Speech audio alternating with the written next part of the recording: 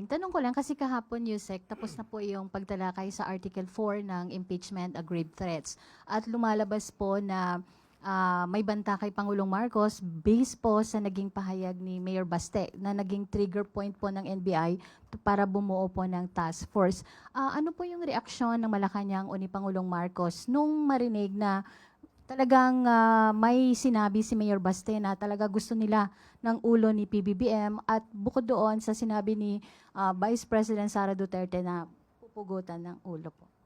Hindi na to bago. Noon pa po ito. Noon pa po natin na dinig na binanggit ni Mayor Baste Duterte sa rage. Hindi po to bago sa Pangulo. O, kung anong reaksyon niya, alam naman po niya na may mga pagbabanta sa buhay niya na galing sa pamilya ng mga Duterte. So,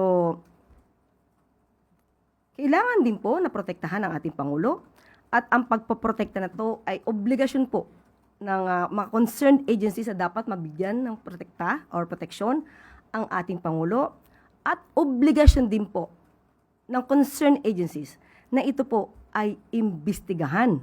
Hindi po ito binabaliwala dahil buhay ng Pangulo ang nakasalalay dito.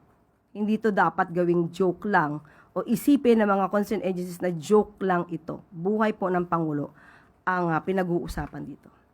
Ma'am, with